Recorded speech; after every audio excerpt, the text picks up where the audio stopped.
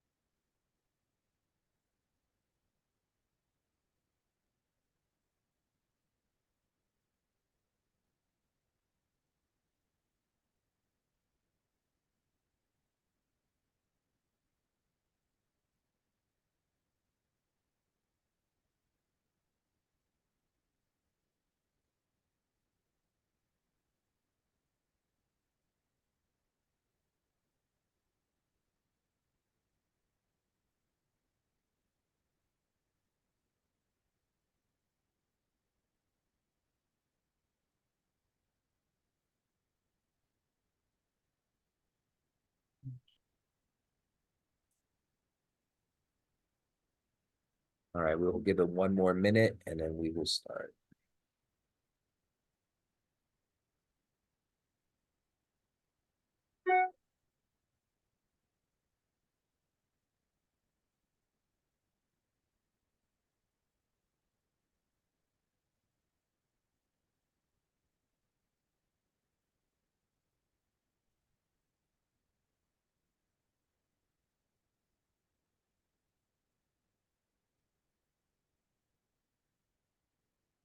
All right, 9:03.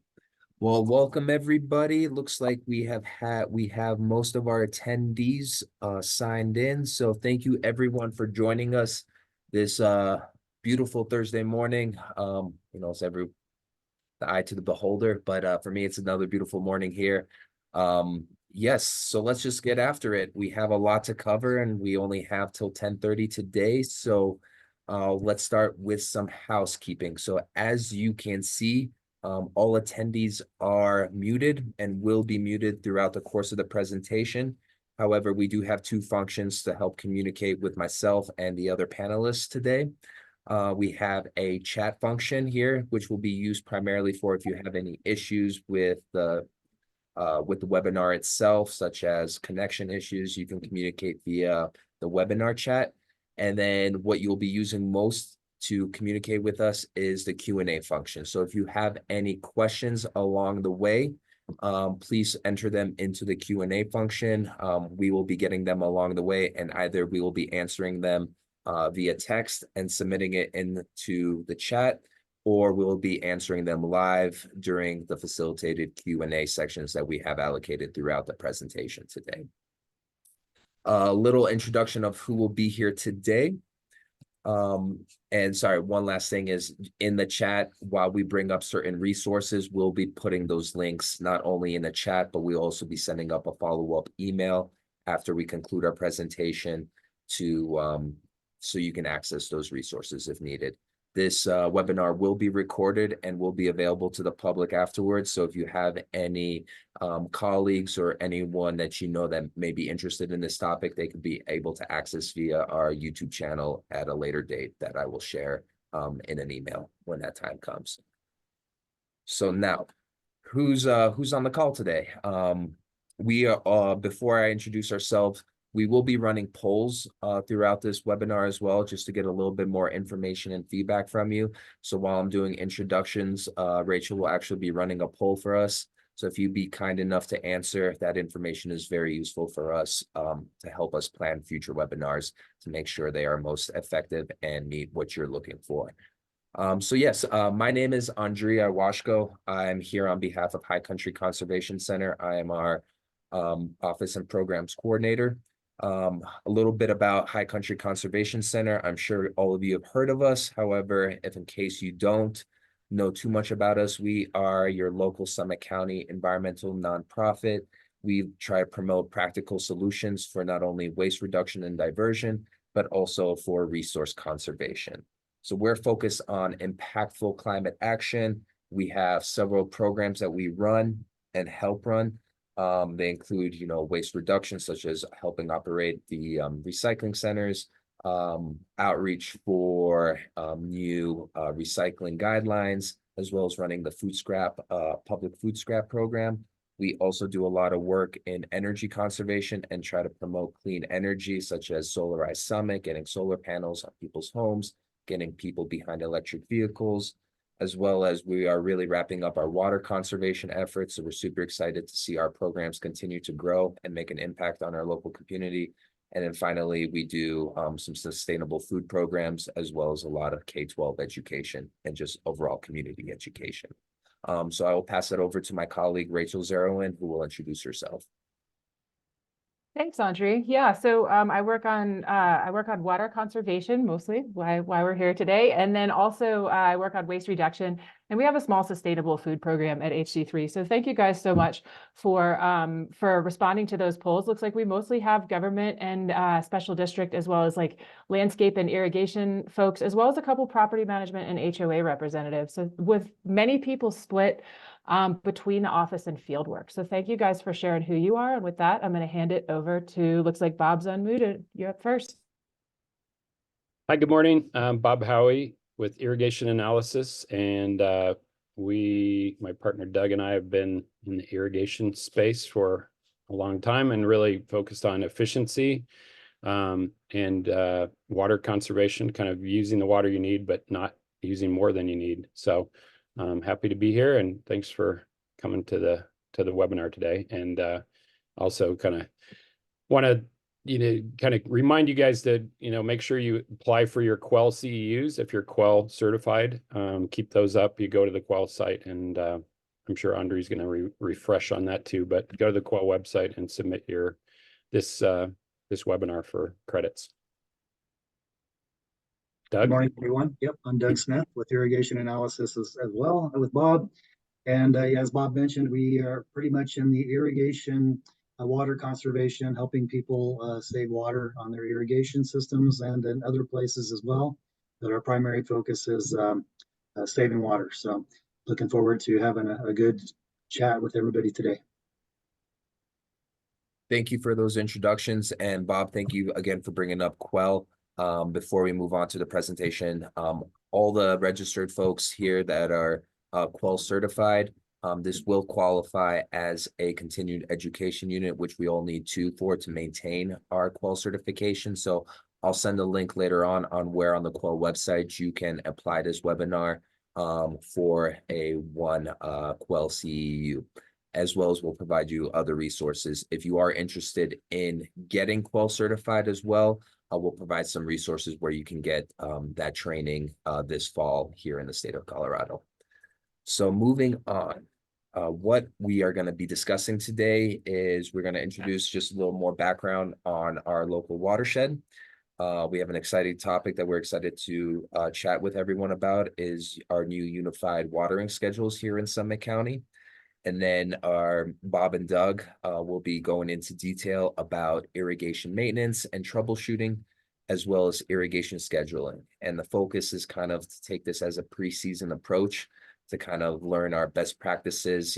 Snow is still on the ground, but that snow will melt, very shortly. And we're all going to be turning on our systems and dealing with headaches of all sorts, I assume. But we're going to try to give you the tools to make this as an easy and as most efficient, and while saving water at the same time. So hopefully a win-win-win for everybody today. So I will be passing it on to Rachel, who will be starting our conversation about our watershed. Great. Thanks, Andre. So we can, jump into those slides. So before we get into the nitty gritty of irrigation, and I promise we will, I want to talk a little bit about why we're here today. Yes, efficient irrigation will absolutely save customers money. And in fact, we have a great example here in Frisco from last year, the Peak One neighborhood, which is a workforce HOA. They cut their water bill about in half last year through an assessment and then some projects they did with a Quell certified professional. So that was an exciting local success. Obviously maintaining systems, that's going to keep those systems running longer. And then also better for plant health. So at the same time, all those things are great. You may have also heard that the Colorado River has been running a bit short. And since the Blue River here in Summit County, webinars are so hard, I'm a hand talker.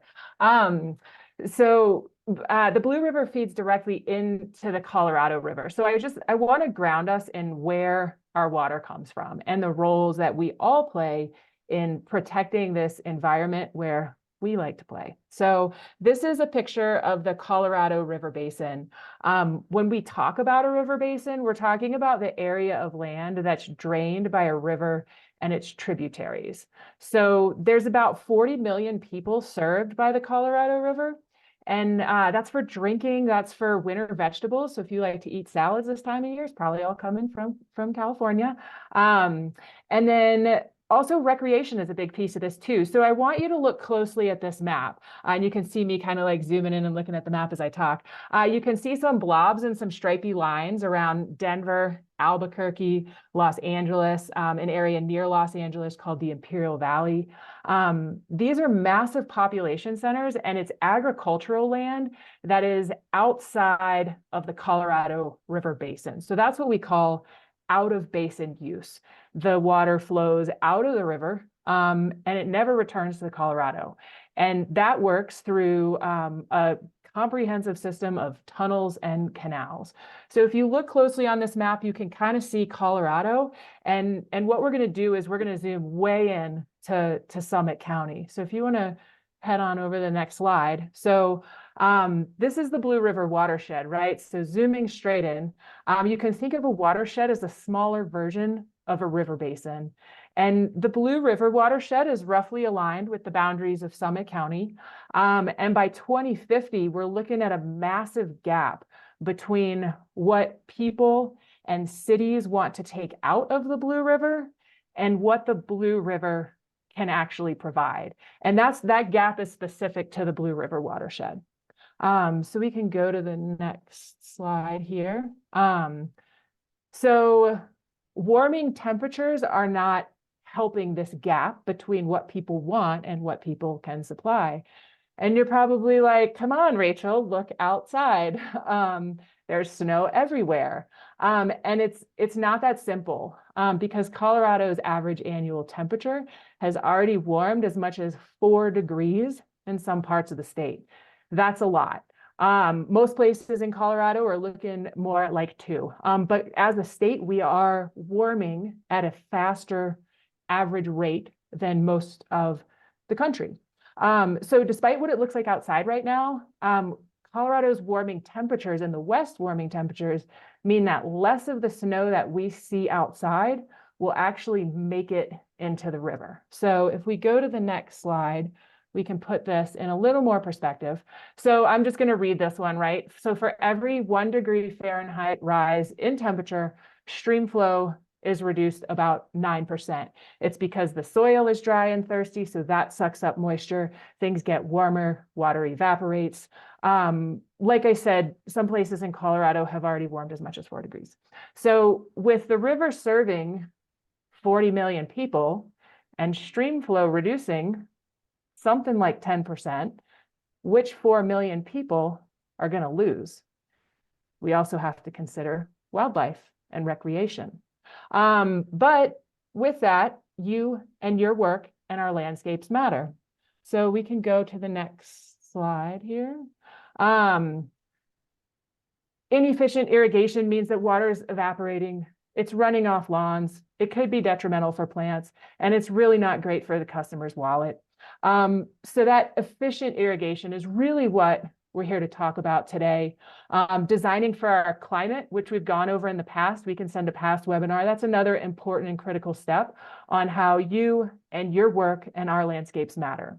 So before we go into the next slide, and And before I hand it off to Doug, I do want to mention this community effort that Andre hinted at, and it's irrigation schedules. So previously, the town of Breckenridge had one watering schedule, and the town of Frisco had another watering schedule. And then some towns didn't have any watering schedules, and then other districts had different ones. So you get the idea. It was different messages based on where you're at. So now everyone has come together and agreed, okay, we're gonna talk about the same watering schedules. Do know that these schedules are only mandatory in Breckenridge.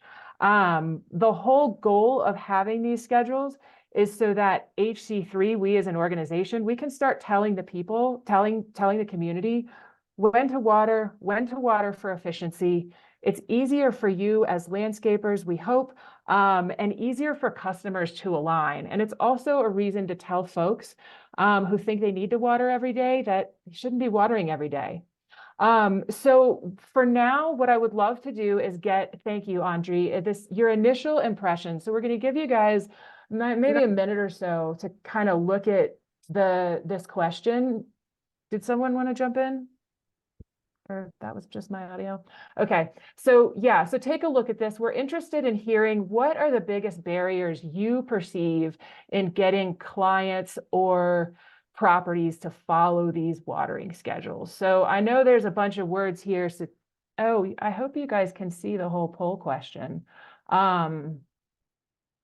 Let's see. Great. We got some answers starting to come in. Mainly looking again, if you have thoughts on, so this is good information, Doug, as we get into this. It sounds like we do have some folks that do see daily watering as necessary to achieve green grass. So maybe that's something that we can talk about, how we talk about that within our organizations or to other clients. We know they're not mandatory in all areas, so that's some helpful feedback. And then great to see we're preparing some education on the, I'm going to share the results so you guys can see what I'm looking at. So if one of the panelists wants to give me a thumbs up to make sure you guys are seeing that, that would be super helpful. Awesome. Thanks, Doug. So maybe we can address some of these perceived barriers in these schedules. And then as we look at what workshops would be helpful, HC3 is absolutely, we'll have some new education posted to our website that we can share with you all later this month. And then would love to have Doug and Bob back in the fall for another workshop. So I'll stop sharing. We'll move on. We really appreciate your feedback. This really helps us understand what we're up against, what we can do. I see a question here about what about the schedules for HOAs? So in short, we do believe that watering window after talking to professionals is enough time to cycle through all your zones. We'll talk more about that later. And then I see we got HOAs with multiple addresses. So those are going to be based on the master meter. So I will give a follow-up question. I'll answer this question that I see coming through the Q&A. I'll type out an answer so you guys have more information because I'm happy to connect you all with our local water providers so you can get those master meter addresses. So with that, that's enough of irrigation, or at least my part. I'm gonna hand it off to Doug. I would guess is going first here, or is that Bob? I don't know. Actually, yeah, I'm going to turn it over to Bob and let Bob lead the way. So it's all yours, Bob. Awesome. Thank you. Yeah, one thing too, back on Rachel, on your topic there is talk to your water provider, talk to the water provider too about if you're kind of have a challenging situation to follow that for some reason. I mean, kind of work it out with them. And again, kind of there's the spirit of how much you should be watering in those guidelines. But your water provider, in some cases they can be very strict about that. Other places they can be a little more flexible. So, but kind of ask them, tell them what you're challenged with and also try to work through it with them. So I'd encourage you to do that. All right. Thanks very much. So we're going to talk about irrigation maintenance and troubleshooting. I'm kind of doing the maintenance piece of this, and a little bit you guys get some bonus information outside of Quell. Part of this is Quell, but part of this is you guys, getting extra information, new information. So hopefully it's beneficial to you all. The want to do go on to that next one there, Andre.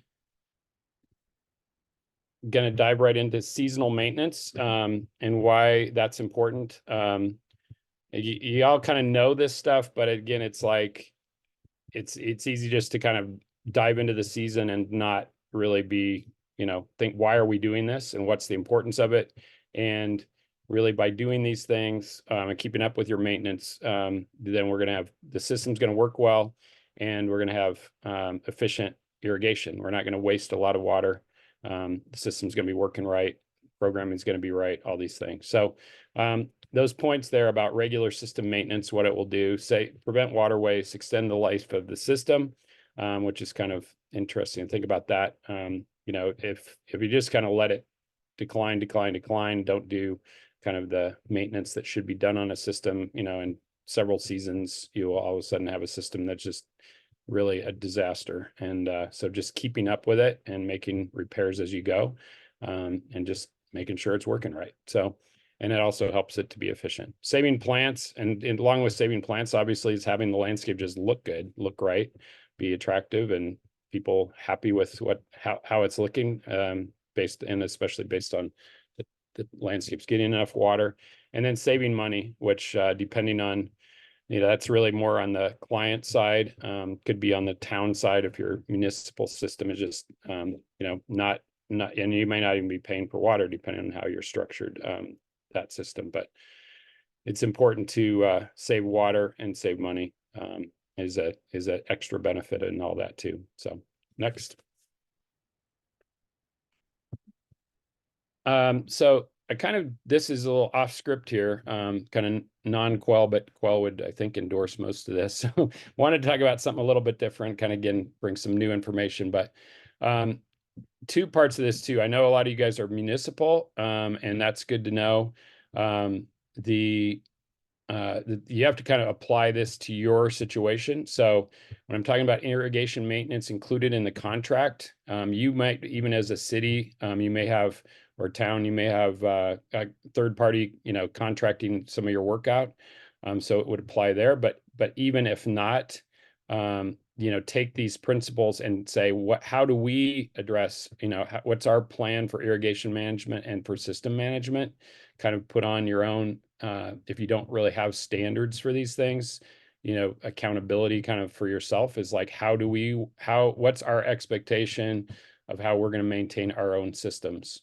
So you can definitely apply this. Next time I do this presentation, I will have a slide for you about that specifically. But even though I'm talking about, really, this is like a HOA contracting out their maintenance, these kinds of things in this slide, it's apply it to your situation, to your, kind of systems within a city or town. So irrigation and water management should be a primary responsibility of your maintenance operations, and not just an afterthought. When you have time, if somebody's available, we'll get it next week, or when there's a problem. I mean, it's basically, it should be part of the routine maintenance program is doing these things and managing your water, doing your irrigation checks, and adjusting programming if you need to do that, and not just like, oh, I forgot, we didn't have time, that kind of thing. So really work it into your program. Maybe it's a day a week that you're going through your systems. Somebody's going through the systems and working through the routine. And of course, everybody gets caught up with, like, it's kind of a very important activity, but it's not urgent. So we all get caught up in the urgency of what's, demanding our time and focus. So anyway, so in landscape maintenance or irrigation management contracts, whether it's something that you all generate to your customer, whether the customer hands you a scope of work and specification, it should be really clear and specific about how often those checks are going to be done and what's really going to be done in an irrigation check.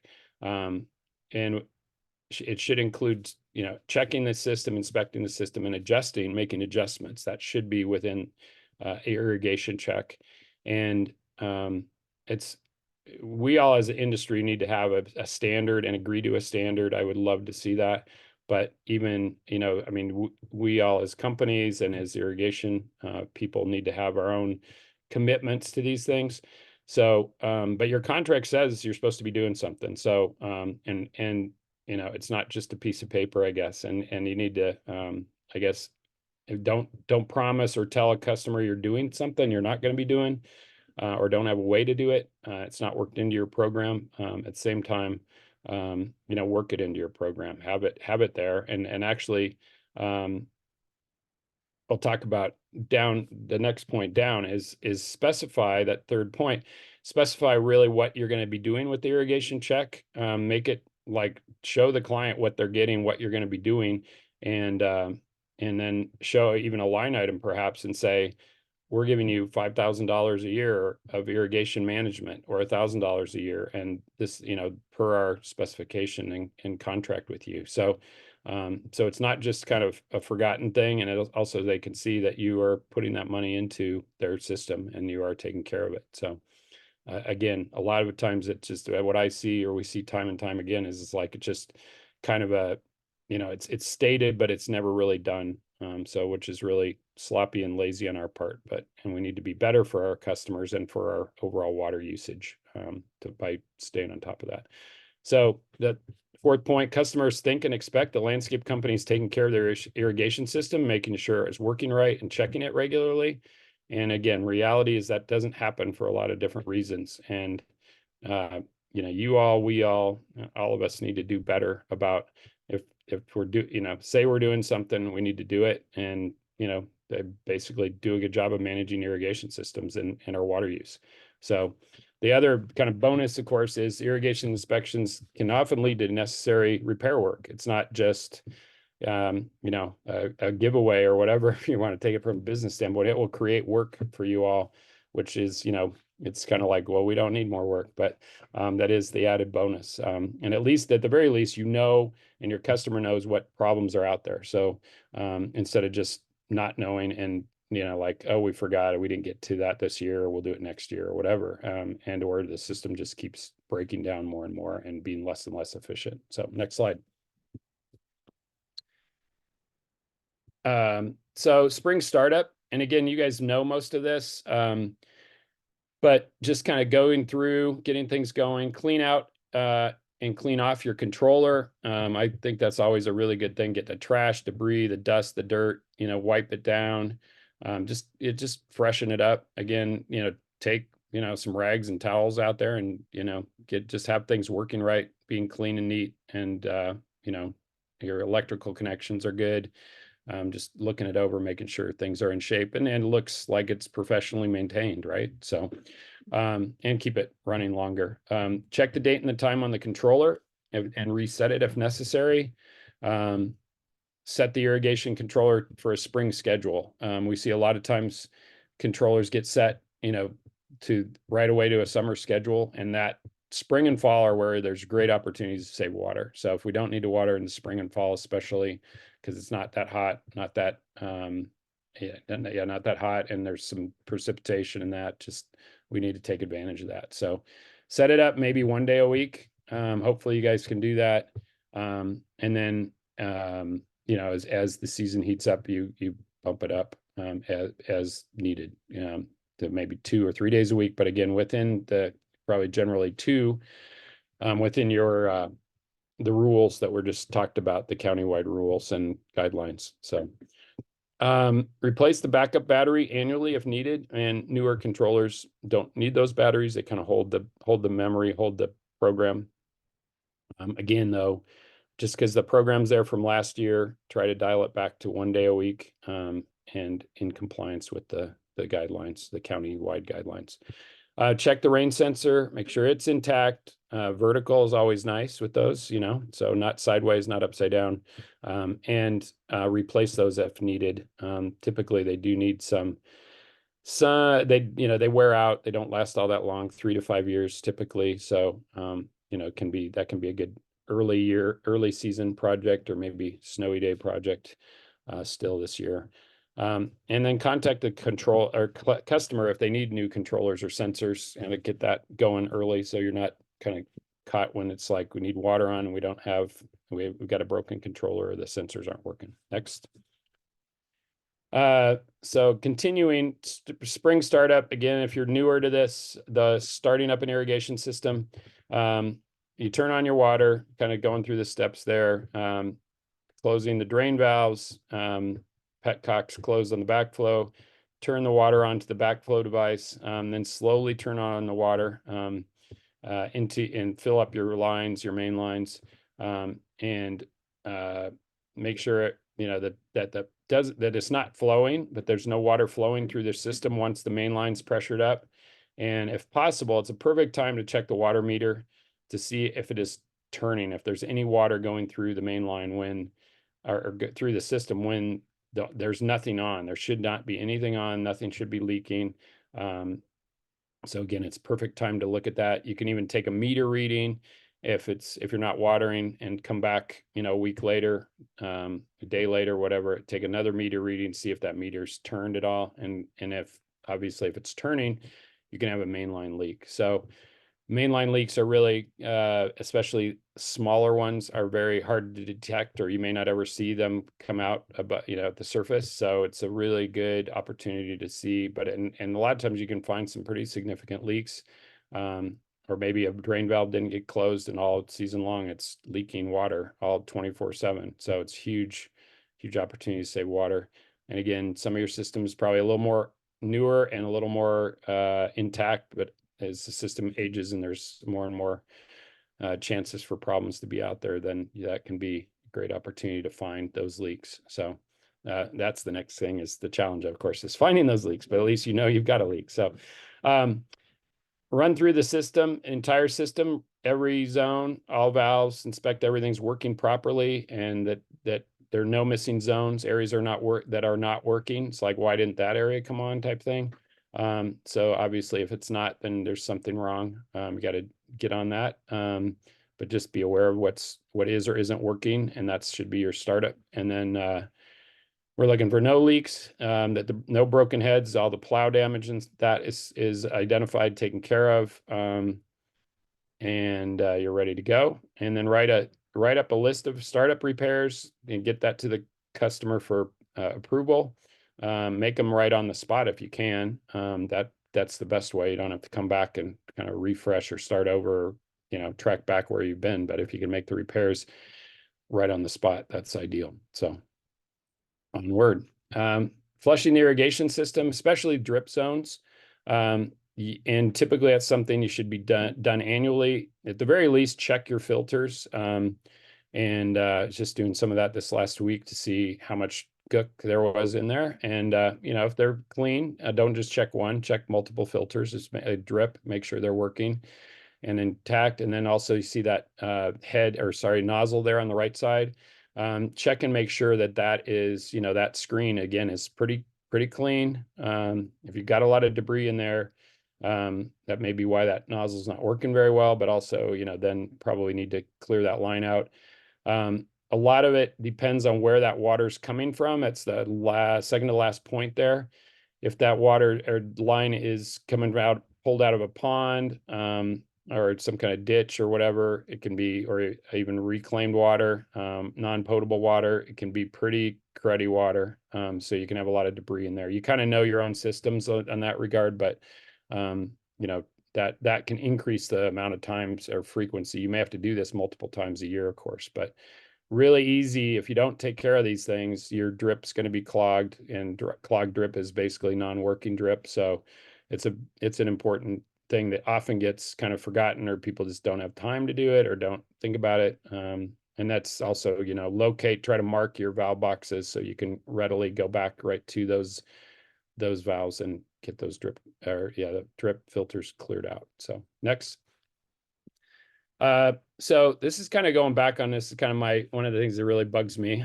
What is that irrigation check? I kind of alluded to it earlier. But it's really should be a full operational, we call it a wet check, where you turn on every zone, you check make sure every zone's working properly. You don't have a lot of overspray where water's going where it shouldn't go. And that just things are working right, that heads aren't being blocked by plant material or grass. They haven't gotten too low, whatever. So check your controller programming as well, adjust that as needed, and check the water usage if you can, how much water you've used in the last month or since the last time you've irrigated. So really helpful to know how much water you're putting out in the landscape and trying to keep tabs of that and stay in budget. And that's a whole nother thing, is having a water budget. We're not going to talk about those today, but how much should a certain system be using through the season, and kind of tracking that as to how much you're using a given month. We suggest this be done at least monthly, and really preferably twice monthly. Sometimes you see people saying weekly, and I mean, I don't, they get back to, don't say you're going to do something weekly if you no way you're doing that, you know, so in your specification, you know, but you know, twice monthly should be during the irrigation season. You know, I know a lot going on, but just got to do the checks. It can't just be always trumped by, you know, something more urgent, or you know, we got to get this project done over here or whatever. So really important to make sure, again, water's going where it's supposed to go, and it's going on target, we talk about. So you don't need to spray a bunch of native if you're trying to just to irrigate turf grass, you know, that kind of situation. So adjust your system programming as needed. Again, when you're in there doing your system check, you know, maybe again, at least once a month, you're looking at like, oh, I can knock down the programming, or even put it on your calendar, a certain time you're going to adjust the programming down. Doug will talk about that more in a little bit. Also look at the landscape. Do you see any really wet or dry areas, you know, stress plant material, swampy areas? You know, those are showing you, you know, too dry or too much water, and something's wrong, something's broken, whatever, cracked line, etc. So that's the point of irrigation checks, is paying attention to your irrigation system and doing it on a real consistent, frequent basis. Next. There's again, kind of what's an irrigation check look like. And again, if you're less familiar with these things, newer to this, that's kind of tells you the different things we're looking for. Looking at your water pressure, could be a pinched line, or a broken line, cracked, water's leaking out somewhere. Broken heads kill your water pressure, of course. Clogged nozzles, clogged nozzles aren't, you know, your nozzles can't be clogged or they're not going to work well. I mean, even partially clogged, you know, they're not going to work the way they should. Those different examples right there are things that, you know, you see out in the field that aren't quite right or need some attention. Up above there, those photos. Got tilted heads, sunken heads, or heads that need to be raised to get above the plant material. You may have to prune back plant material too to get, you know, proper coverage from a head, move a head, whatever you need to do to make sure the area is getting hit with water and all that spray is not getting blocked. Sometimes the wiper seals are damaged right around the stem of the head. So those heads need to be replaced. Water's gushing up from underneath the head, that kind of thing. Punctured or severed lines. Anyway, flag problems, fix all flagged areas. Use matching parts and components. So try to be consistent in the parts, or it's really important to be consistent. And if you're a municipality, you can kind of be like, these are the types of heads we use them everywhere. These are types of nozzles we use. They have them in stock, and then, you know, you put in the same thing, because different heads, different nozzles, different manufacturers have different performance characteristics, and you start mixing and matching, you're going to get all sorts of different you know, one head's going to be putting out a lot more water than head next to it, even though you kind of, you know, visually think they're working the same, but they are not. So try to use identical hardware. Just consistency helps you to work better. So carry on board those parts that you need. And just go all the way through all your zones and make sure everything's working right. So, I mean, as you do this, I mean, the more you stay on top of this, the less you're gonna see things, but it's not gonna be as big of a deal. If you haven't done this for a while, it's not been your practice, you're gonna like, it's gonna be tough getting going, but you got to get going, got to take care of it. So next, real fast irrigation mapping. If you don't have a map, you need a map. So really important to manage a system to know where those zones are. And so, yeah, whether you're, again, municipality or contractor, you need to have maps of your system. You may be able to talk to your customer about charging for those maps. And it just helps you to, hey, I can turn this zone up because it's drying out, or it can turn the zone down instead of doing kind of a global, I'm just going to, put on another start time for everything. That's not a good way to manage your system. And if you have the maps, you can go like, I just need to turn up or turn down zones, 2, 4, and 12 or whatever. So having a map is really helpful. Also a list that goes with that. You can take an aerial map, like a Google Earth map or something. Those are a really nice, easy way to do it. And then, write over or put, draw over the top of that. And then put that in a binder, have a copy of that in the controller so you can refer to it when you're in the field, and have it, like, again, the kind of the job file or the project, the site file or whatever, have that, a copy of that. Yeah, so just able to really, know where you're putting down water, what kind of irrigation heads you have on that, what type of plant material it's irrigating, and really dial in your programming. And also, and when you get back to doing your maintenance, it just is a lot, or repairs, it's a lot quicker and easier to go, like, I need to go fix a head on zone 4. Much easier to do it that way. Go right to it. All right, thanks on that. End of season shutdown. We just get them going, and then we're going to shut them down.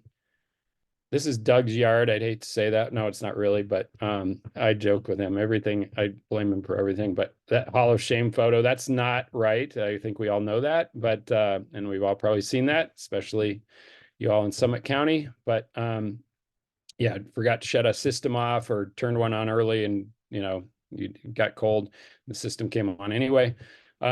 But anyway, just not, cool looking, but we don't want to be doing that. It's also can create ice and other things. But just go through this proper winterization, make sure that, everything's cleared out of water, so you're not going to have breaks and freeze cracks and all that stuff. You can come back in the spring if you don't blow a system out right, and you can have zone upon zone sometimes that are totally damaged and almost have to be fully replaced to be functional again. So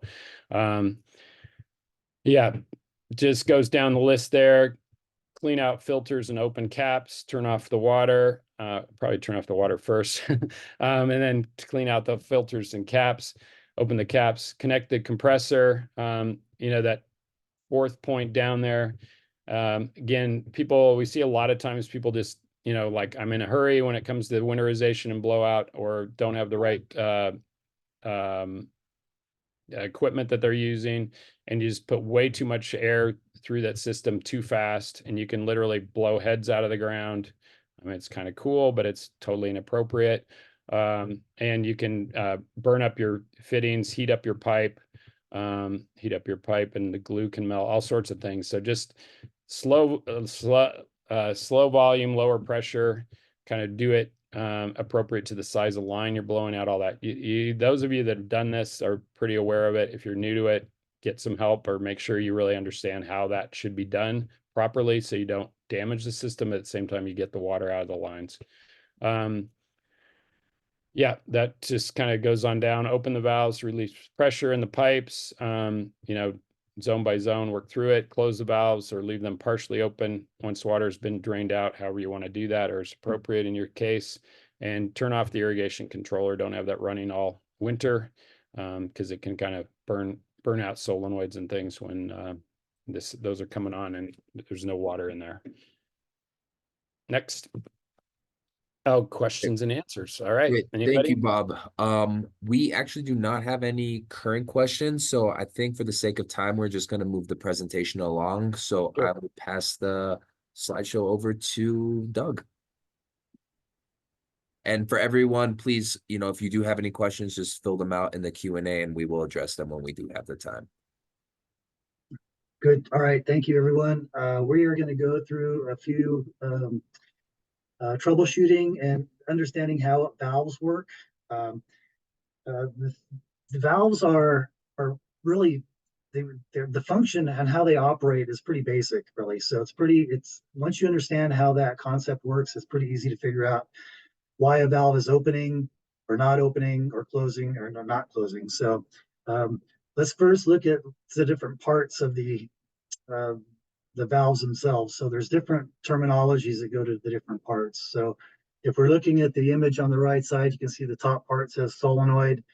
And all that is that's like a little electromagnet. So that's going to get a voltage from the controller, and then there's a coil of wire in there and a little metal plunger.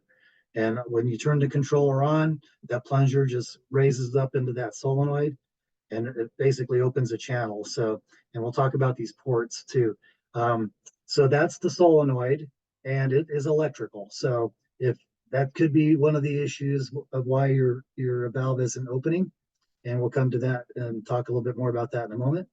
And then the next thing down, you see the flow control. So the flow control is like a manual screw that you can shut the diaphragm down on a valve. So not all control valves have those.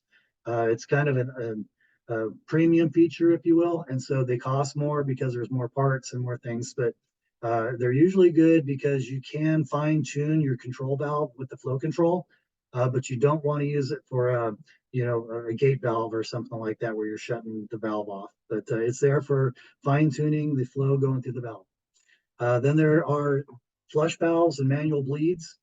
And so most all control valves have this. Some of them are internal and other ones are external. And the one you see in this one is external, which means that if you were to open that screw, water would actually come out of the valve and you would see it, spilling into the valve box. So that's good in one aspect because then you have water there, you can see it flowing. On the other hand, it fills your valve box up if there's a lot of water in there. And so some valves have that internal, so you can open it and then the water just goes downstream in the pipe, so you don't fill your valve box, but you don't have that visual confirmation. Okay, the next one are the ports, and these are the important pieces of how this valve works. So the next one down, I'm going to come back to the ports, but the next one down is the diaphragm.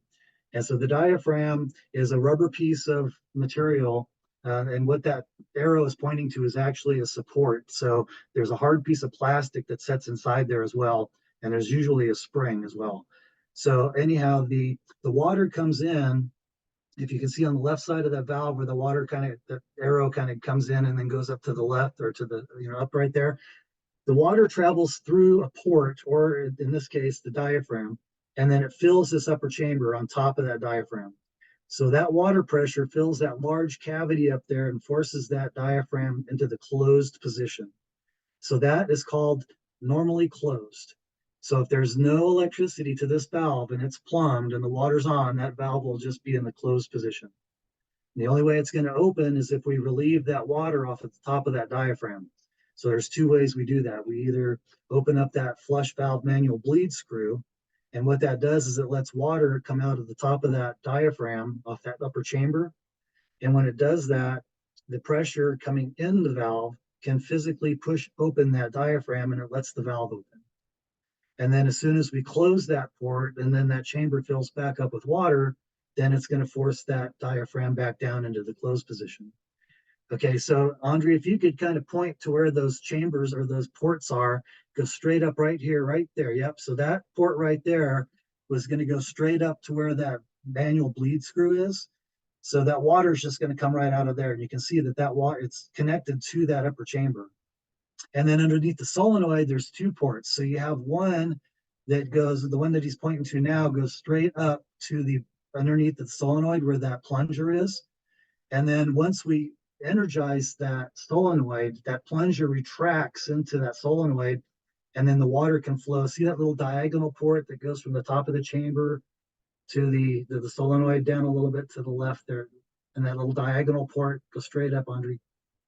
Right there, yep. So that port right there, what that does is that's allowing water to come out of that upper chamber and then bypass the solenoid, and then it just goes downstream. So what we're doing again is we're alleviating the pressure in that upper chamber, and it will allow that diaphragm to open or close. So depending on if we have that those ports open or closed. So when it comes time to looking at why a valve isn't working, one of the things is we want to see if water is passing through the valve.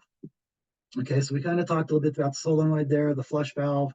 The flow control regulates the amount of water that passes through, but don't use it for an on-off. Usually, you have an isolation valve upstream of a control valve. So if you need to work on something downstream, like, whatever you're working on that zone, and you're working on the zone, but someone's doing a test or something, and you don't want the water to come on, usually there's an isolation valve, but again, don't use that as an on-off because it is forcing the pressure down, and then it's just going to end up breaking sooner than later. Okay, so there's three possibilities for a valve malfunction. So there's three things that happen. You have a hydraulic issue, which is your water, a mechanical, which is actually the parts in the valve, or electrical. Okay, so those are the three things that are going to cause a valve to not function correctly. So I'm going to go back up to the second point there. It says use a consistent and logical process of elimination to find the issue. So start with either the controller and work towards the valve, or at the valve and work towards the controller. So my recommendation would be I always start at the valve.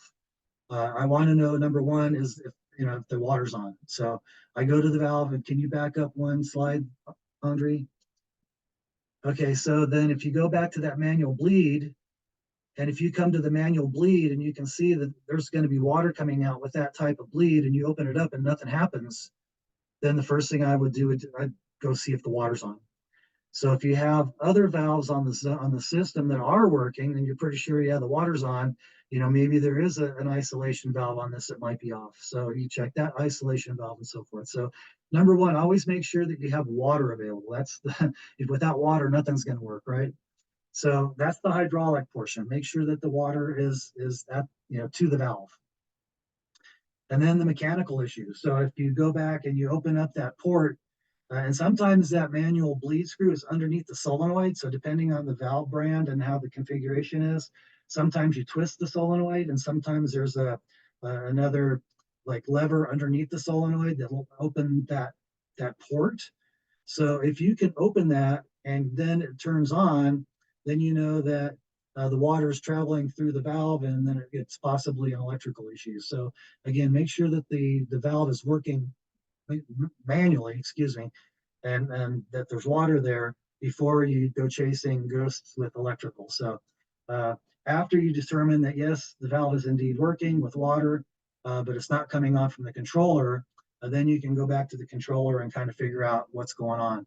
So that's when a volt ohmmeter becomes your best friend as an irrigation tech, because you can find out a lot of issues and answers with the ohm meter by putting it on the controller, checking the resistance of the solenoid, and if you have a good connection or not. And then also you can use the volt portion of that to check to make sure that the controller is actually putting out voltage on that, because sometimes your controller fails, and maybe stations 1 through 8 are working, but the next block, which is 9 through 12 or whatever it may be, it is burned out or it doesn't work anymore. So that's when you go back to the controller and figure out what's going on there. Okay, so steps for troubleshooting, I kind of went through it already, but check that the water's on. That's the number one thing. If the water's off and you're looking all over for things, and then you go back and say, oh, the water's off. And then the controller, and then check the valve, whatever order you like to do it in. Like I mentioned, I always check the valve first and then go back to the controller. I make sure it's working manually, and then worry about the remote portion. So if the problem's electrical, you check the field wire connections at the controller terminals, because sometimes the wires will get loose and it's just not a good connection. So make sure those are tight. Look for broken or cut wires, check continuity, ohms test. So the other thing is, if you're walking out and you see there was some disturbance in the soil, and maybe someone put a spade or a trencher, and then it's like, well, we cut all the wires.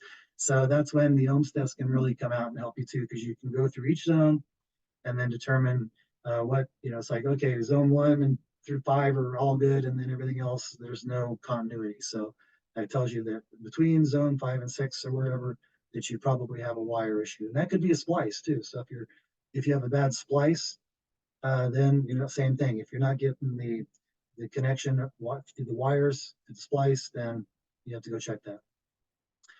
All right, troubleshooting so that if the valve does not open, right, what do we look for?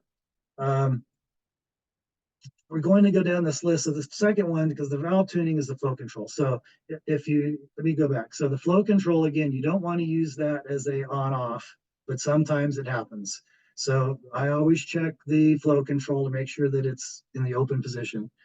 And when it comes to flow controls, I always open them up all the way and then I shut them down like maybe a half a turn, just so they don't get kind of stuck in that fully open position.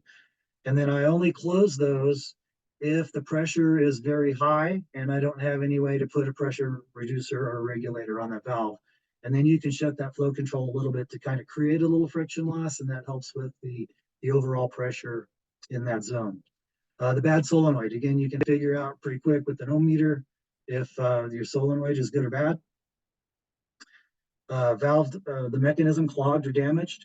So again, those ports that we showed you a minute ago. So if you look at a valve and it's not opening, and everything is, you're getting your electricity and everything looks fine, check those ports because they can get clogged. So if there's any debris that comes in there, sometimes it's a small piece of a pebble or a piece of plastic, even if you don't ream your pipe and a little piece of plastic gets sent through there.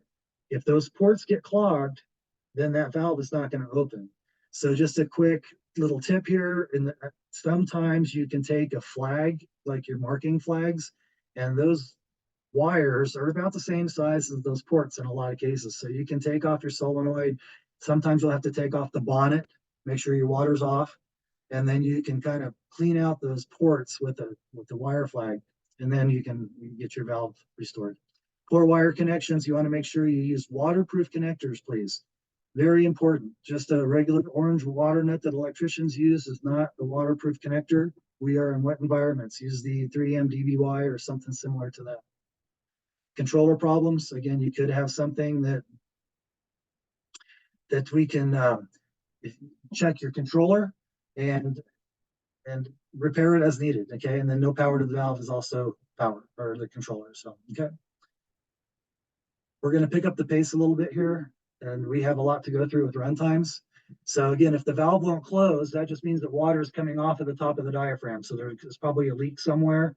If there's no water passing through those ports and that upper chamber is filled, then your valve should shut. If there's any questions on that, we can come back to it. Okay, so real quick, why is it important to perform regular maintenance on irrigation systems? And Bob kind of mentioned it. It's if you don't maintain your system, it's very much like your car. You're going to maintain your car, otherwise it's going to break. Well, I always say that an irrigation system is a machine, and so you have moving parts. If you don't maintain it, it's going to break. I'm going to skip through a lot of these so we can move on. There we go. Do we have any questions? Hey, Doug. So we do not have any questions currently. I think we should just move on to the second portion of your presentation. And then if any of the participants have any questions, we will have a final Q&A at the end that we can answer your questions live if we can't answer them via the chat function. So thank you for that, and we'll just continue moving on. Very good. All right, so a big part of your irrigation is how to calculate a runtime. And so many times we just see numbers that are kind of just grabbed from the air. But what we're going to do, go ahead to the next slide, please, Andre. So we're going to calculate a runtime. And so everybody that's taken the Quell program knows the form that's on the list here or on the slide here. And there's quite a few different things that we go through in order to calculate a runtime based on the net precipitation rate and the distribution uniformity. So we are going to run through that whole process very quickly, but also I'm going to show you how to use gross precipitation rate, because not every project you have is going to have had an audit, so you don't know the DU and you're not going to know your net precipitation rate. So we're going to have something that we can go program accurately or most accurately in the field. So one other thing too is if you did an audit on a system last year and then you look at all the things that can happen to a system over the winter time, is your DU and precipitation rate going to be the same as it was during that last audit? So there's a lot of things that can change. Answer is probably not. Okay, it may be close, but a lot of things can impact your DU, and your DU impacts your runtime if you're going through this. So go ahead, Andre. Back one. Okay, so the first thing you need to know is your plant water requirement, your PWR. So all that is what plant type are you watering? Is it turf? Is it shrubs? Is it trees? And you have to know the weather or your ETO. So what are we watering? So as Bob mentioned, you're not going to water as much in the shoulder seasons in the spring and fall. So we have a lot less ET in April and May than we do in July. So we have to adjust for that. So we have to know what that weather is. The irrigation water requirement is essentially the plant water requirement times the runtime multiplier. All right, and that's going to give us our irrigation water requirement. So what's the runtime multiplier? Advance, please. Okay, so the runtime multiplier is calculated using the DU. So if you haven't done your irrigation audit, you're not going to be able to know what your runtime multiplier is because you don't have a DU, okay? But this is the equation here that we would use to find that runtime multiplier. So in the event that you did have your DU, you could plug it in, and all that does is it makes an adjustment to your runtime to account for inefficiencies in your uniformity.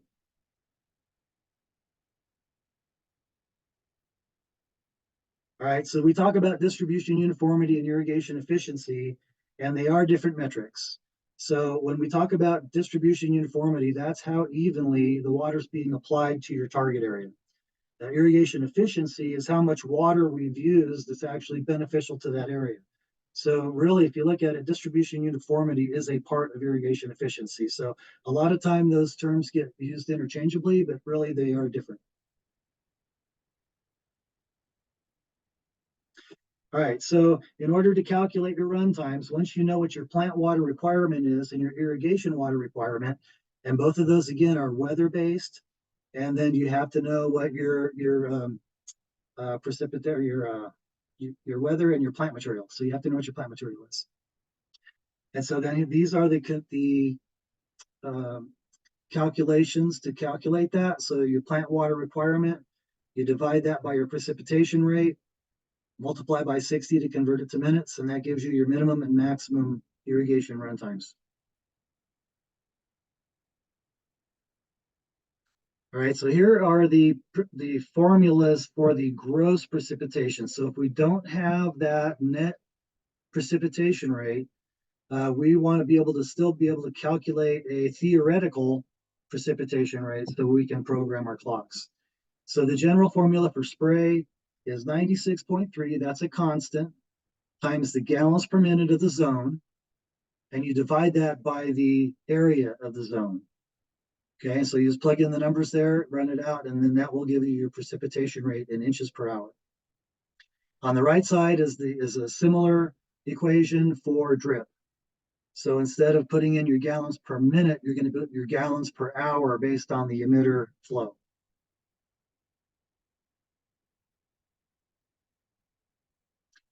So here's an example. So if you had a nice perfect square and you had heads in each corner with a perfect layout, you'd count up each head and what they are. So you have 4 90s, you have 4 180s and 1 360, add them all up. And in this case, it gives you 3.36 gallons per minute. It's a 28 by 28 square. That gives you 784 square feet. Plug in the numbers and that gives us a precipitation rate of 0.41 inches per hour.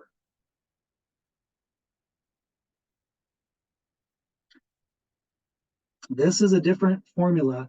So if you notice that you have a perfect square on the previous slide, and it's easy to determine how many square feet are in that zone. But if you don't know the area, so the area is pretty tricky because if you don't have an accurate area, that can really throw off your precipitation rate. So another way to do that is to just look at the spacing of the heads. So you still have your 96.3, and now instead of taking the gallons per minute of the whole zone, you just full circle sprinkler. So if you go back to that previous slide real quick, Andre. All right, so you see there's a full circle here. So you take that head right there and you'd say that the 360 has 0.84 gallons per minute. So that's the number that we're going to use. If you didn't have any full circle sprinklers in there and they were all halves, you would still take the full circle. So if your half is 0.42, you would just double it to make it a full, which would be 0.84. So you always want to use that point or the full circle. Advance. All right, so you plug that in. So 96.3 times the gallons of the full circle. And then you do it spacing by spacing. What that is how far are your rows and your spacing. So it's like if it's a 15-foot spacing and they're 12 feet apart, then you put 12 by 15, or if they're 15 and 15.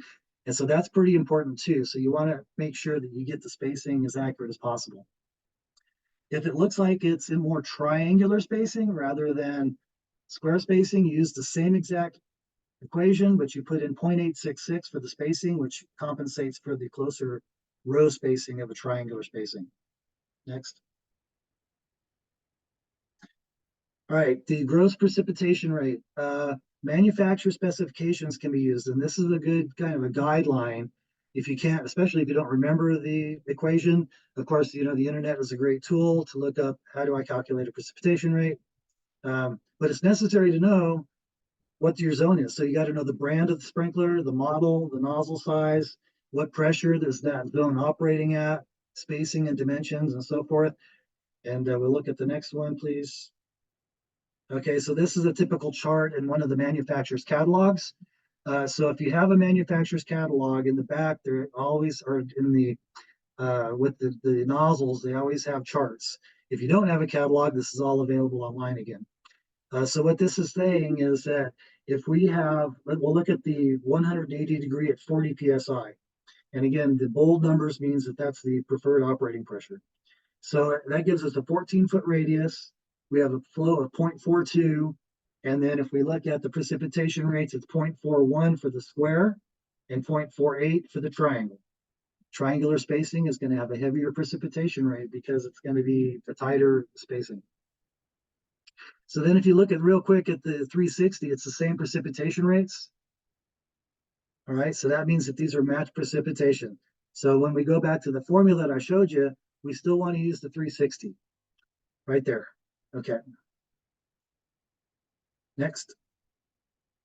And this is the same similar thing for drip. So if you're using the inline drip emitters and you've got a nice grid, you can come through here and look at the different precipitation rates for those layouts.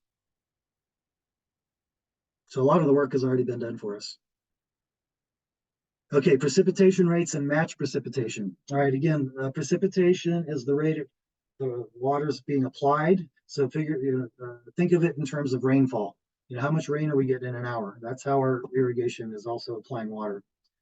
The gross precipitation measures the total flow of the hydrozone. So that's all the water coming out of all the nozzles. And then the net precipitation is the one we get when we place the cups down. And that's only measuring the water that's actually in the target area. So the difference between them is the water losses due to factors such as leaks, overspray, runoff, wind drift, all the water that's not making it into the target area. All right, when we're looking at nozzles and what does match precipitation rate mean?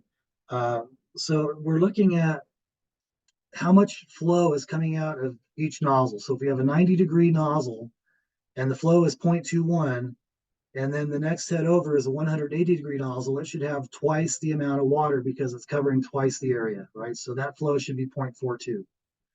Same with a 270 and a 360. So a 360 is going to have 4 times as much water as a 90-degree arc. So you have 4 times as much flow. And that gives us a precipitation rate that's even at 0.41 if we were to plug those in. So with spray nozzles and all of your rotary stream nozzles, such as the MP rotator and the RVAN, those are all match precipitation. So the manufacturers have made it easy on us so we can put in a nozzle and we're pretty much match precipitation for all the spray and rotary spray nozzles. Now, unmatched precipitation is mostly on the single stream rotors like your I-20s and your 5000 series, those types of heads. What happens with those is you're going to get a rotor head, and it may or may not have a nozzle in it. So if you get a case of 5,000 Rainbird heads, it may have a 3-gallon nozzle already put in it, all of them. So now you're putting them in the field, and here's your 1/4 degree and your 180 degree and your 270, but they all have the same nozzle. So in this case, they're 15.7 gallons. If they're on the same zone, that's going to give you a very different precipitation rate, and that's really going to throw off your uniformity. So what we have to do in that case is they usually give you a nozzle tree. So there's 6 or 8 or 10 different nozzles to choose from, and you pick the nozzle and it's closest to the double, triple, and quadruple flow of that 90 degrees. So if you have a 15-gallon nozzle, in this case, maybe your 360 would be 15.7, And then your 180 degree is going to be 7.5 or whatever that is. And then 3.5 for your 90 degrees. So you need to make sure that the nozzles appropriately reflect the match precipitation. Otherwise, you're going to have very wet spots and very dry spots. All right, so this is just a quick example of weekly run times.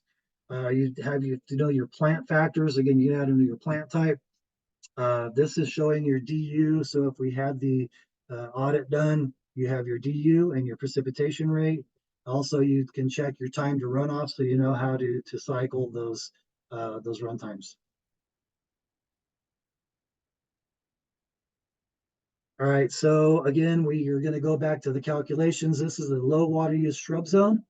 And so our plant water requirement is our ETO, which is our weather, times our plant factor. We plug in some numbers here. So our ET is 2.1. Now we don't know, is that a day or a week or a month or what? So for 2.1 at this time of year, it's probably going to be a month. That's almost probably a month or 2 weeks. So you have to know what that ET value is for what length of time. You multiply by your plant factor, and that gives you 1 inch. So we need to apply 1 inch of water for that length of time. So the runtime multiplier, if we had that, so we're showing that our DU is 0.6. So we just plug our 0.6 into the equation, run it out, and that gives us a runtime multiplier of 1.06.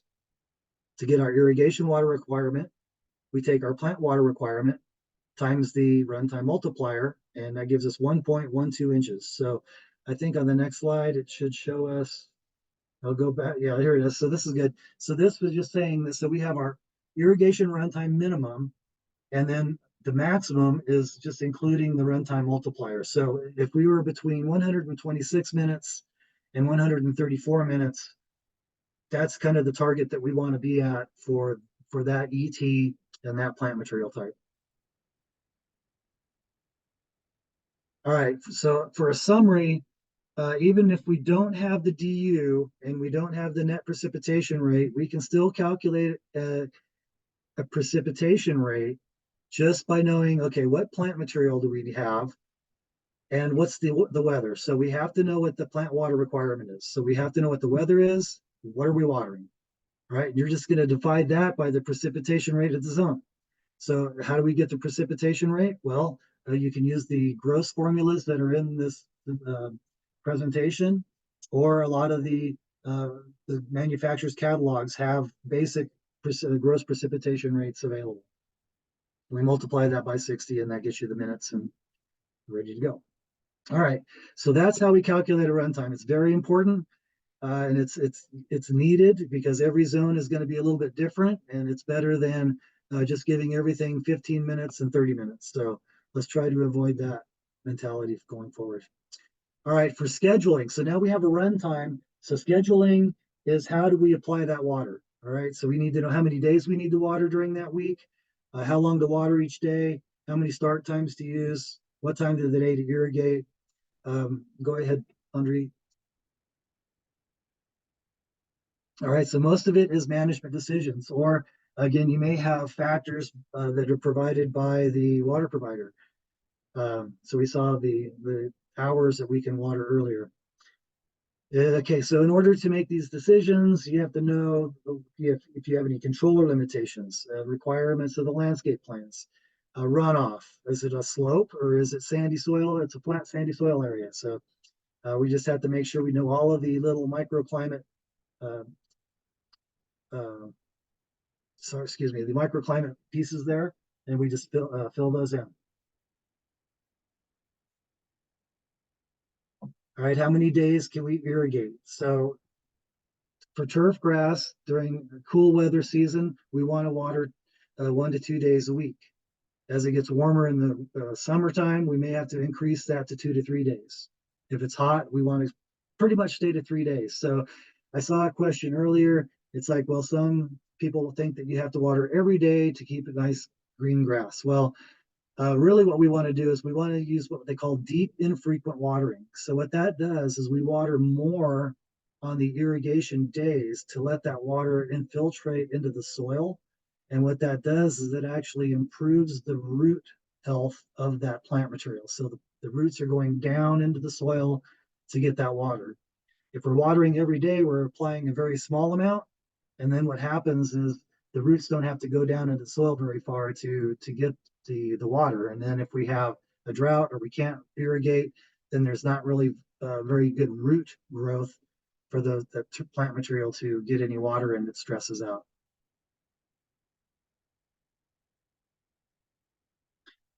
All right, so for the daily runtime, we want to take the weekly irrigation runtime that we looked at and divide that by the number of days to irrigate. So it's simply the irrigation runtime, or the weekly irrigation runtime divided by the number of days. I mean, it's pretty simple.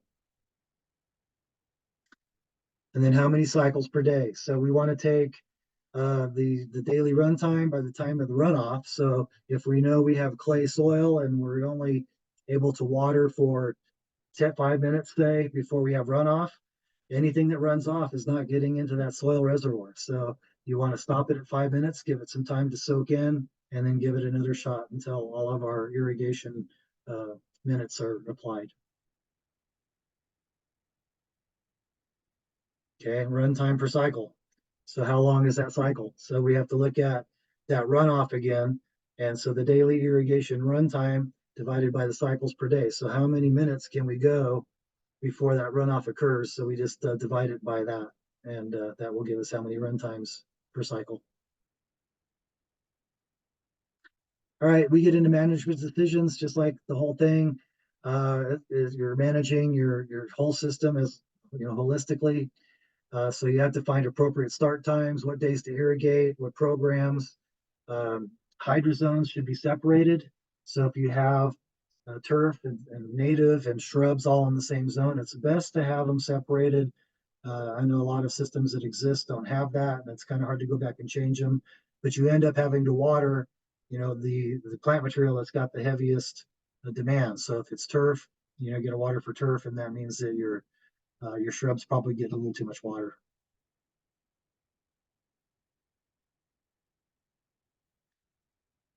Okay, start times and days to irrigate should be selected by the water manager. I know we talked a little bit about the regulations in Breckenridge and maybe Eagle County or something like that. So everybody's a little different, but I think for the most part, as long as you're not watering on the day that maybe a mow day or something that you have to manage like that, you're probably good. Just make sure you're conforming to any local water restrictions.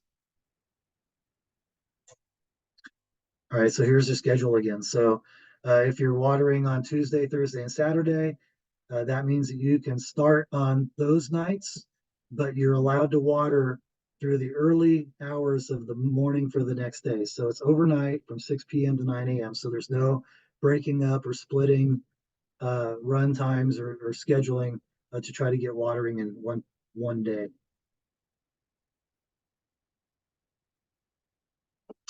So this is an old slide. So this is, I think this is going to be updated. So again, you can see where it says midnight to 10 a.m. or 4 p.m. to midnight. Kind of feels like there's a break in the action there.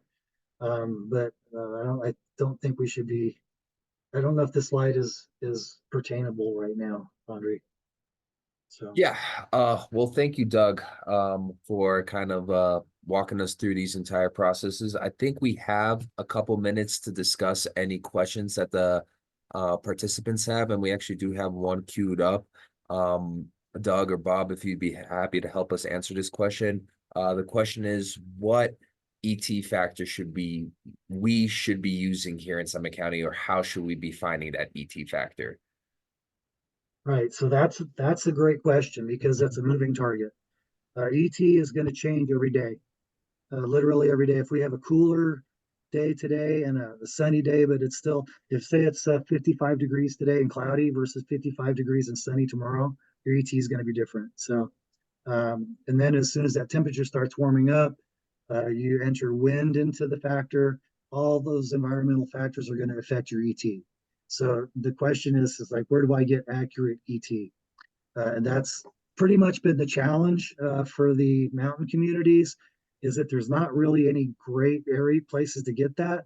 So they were trying as collectively is to find weather stations that can be used for that in the valleys to kind of produce those ET values and make them available. So it's a little challenging right now. Well, There thank you. are, yeah, and real quick too, I'll just add to that. There are publications that can kind of tell you historically what it's been. But again, historically over a 15 or 20-year period may not be what tomorrow is. Thank you. We also got a follow-up question, referring back to the low water shrub zone runtime example that we went through. Was that calculation per day or per week? Yeah, I think that the example that they were using was per week. Per week. Okay. Fantastic. Thank you for answering that. We still do have 1 or 2 minutes if anyone does have any other pressing questions for this particular topic. Otherwise, if you do have any further questions that come up, later today or later in the week, please feel free to email myself at andre@highcountryconservation.org. I'll put the email out a little bit later, and we're happy to address any questions you may have at a later time. So if we do not I have, have a follow-up yes, question. Rachel. Oh, Bob, were you about to talk? Yes, but go ahead. Oh, okay. My follow-up question is kind of amateur here. And I think it hints at what Doug was just saying about ET could be different today versus tomorrow. But I saw that your chart, right? When we send the slides out after, hot in Summit County is obviously really different than hot in Castle Rock or in Grand Junction. So if we're thinking about talking to the general public or to clients or to homeowners, and we see that water grass 3 days a week when it's hot, is that still the message for Summit County or no? Yeah, I think it is only because you're still allowing that deep and frequent. So Okay.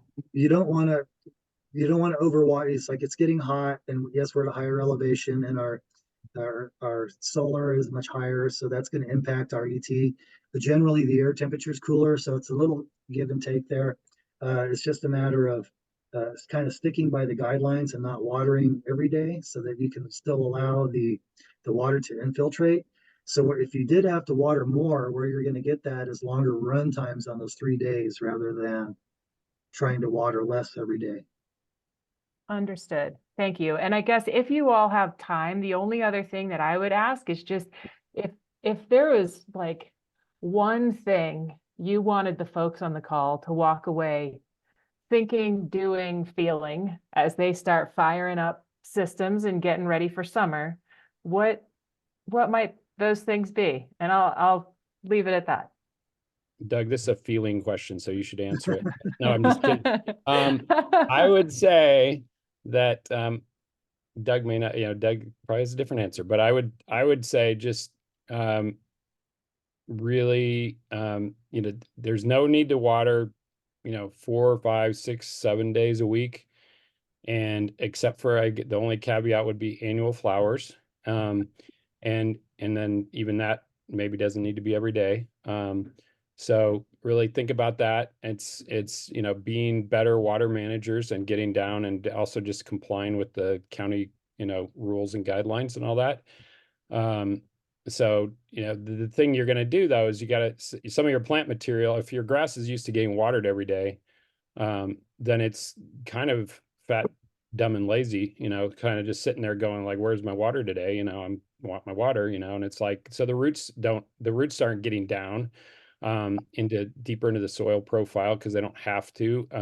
And also it's wet, like maybe too wet down below. So they need the oxygen. So they're going to keep the roots up high. So it's a little bit of a training thing, and it's perfect time to train your grass going into the season and kind of then stick with that. But, if grass has always been overwatered, it's going to be kind of lazy and need to kind of wake up and start doing what it's supposed to be doing. So it definitely can be done. And it's just, and then the other thing it's going to do is it's going to show you your weaknesses.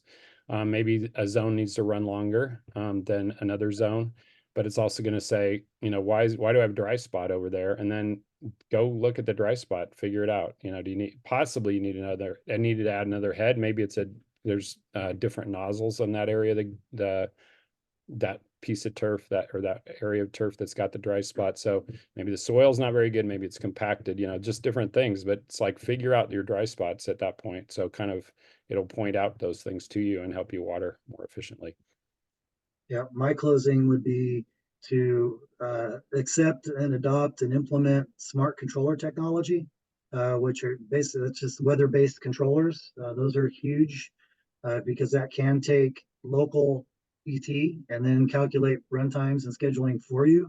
So you don't have to go through everything that we just went through. So those technologies are available. They're not all created equal. Some are very complicated and others are very basic. So it just depends on which brand and model that you go for, but they're all pretty helpful in saving water and by applying the amount of water that we need. And then part of that too, and Bob kind of talked about it in the maintenance part, was your rain sensors to make sure they're operating. And I know that there's a lot of dislike in the contracting community of rain sensors, but if you trust them a little bit, I mean, they can work. We're in arid environment, so they dry out fast. So sometimes it looks like they don't work. So my advice would be to close the vents on those so that they don't dry out as fast. Or there are some rain sensors that once they trip a certain amount, so if you get a certain amount of rain, that they'll shut off for 48 hours or some other given time. So trust those, put them to work, and use some smart control technology, and that should help you save water as well. Great. Thank you so much for those concluding remarks. We have just a couple minutes, so I'm just going to kind of conclude this presentation. I think you guys both mentioned, great points and again, emphasize why we need to build resiliency in our community. And, the future will look different. There's no question about it. We're seeing it. And with that, our landscapes are going to have to adjust, whether that's through technology, best practices, or conscious decisions on what we want our landscape to make. We will be seeing those changes. And our organization, HC3, same with you at Irrigation Analysis, are here to provide the resources to help make those changes as hopefully to build landscapes that are going to be there for decades to come and are going to be resilient for, unfortunately, a changing climate we have in front of us. Would love to also share a couple resources for all the participants here. We have, if someone is not Quell certified and is interested in getting Quell certified, you do have 2 opportunities this fall for trainings, one in Aspen, the other in Castle Rock. We will not have one here in Summit County, but these are awesome resources. I've done it myself and highly recommend it if you don't have, or if you have any staff members that would be interested. Our organization, HC3, also has a Water Smart program, if you haven't heard of it. We work with homeowners, with HOAs and businesses to get a water assessment done. We also assist them with rebates to help offset some of those costs, to help incentivize them to get these water assessments done. And the nice thing too is once they do get this water assessment done and they get their playbook on how to change their system that day and to make it more efficient, or to follow recommendations to make their equipment upgrades, plant changes, we actually have a secondary rebate pool to help offset some of those investments. Rachel was kind enough to share the Peak 1 case study, an HOA here in Frisco that had a water assessment done, and then followed up with several upgrades they made. And, we can show firsthand the impact that made not only on water conservation, but also for the HOA's water bill in the long run. We are also at HC3 working on a turf replacement program this year. I'm sure you hear that term all the time in your industry. That's only going to be picking up steam. So we are working on that. And if you are interested in being a part of that or learning more about it, please reach out to us and we'd be happy to work with you on this program. And then finally, would also love to plug in, we have a wonderful resource here in Summit County. I love it. It's our certified compost that the scrap facility at the landfill makes. Reason I love it is not only is it the highest quality of compost that you can get in the state, it is also a circular economy. These are all food scraps that we collect here. We diverted over 430,000 pounds last year. and it's processed here. It doesn't even have to leave county lines, and it's a wonderful resource to help with our local landscapes here. And then finally, here is a slide with all of our contact information. Please feel free to reach out to any one of us.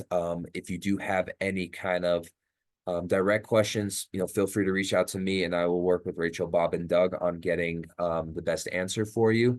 And the final item I would love to plug in is if you do have time, we would love you to fill out a survey that we'll be sending you via email. This survey will be up and live until May 14th of next week. And then after that is concluded, all participants will be put in a raffle, and you have a chance to win a $50 Amazon gift card, which who doesn't love that? So again, we are a resource trying to build this community here in Summit County and just build for the future.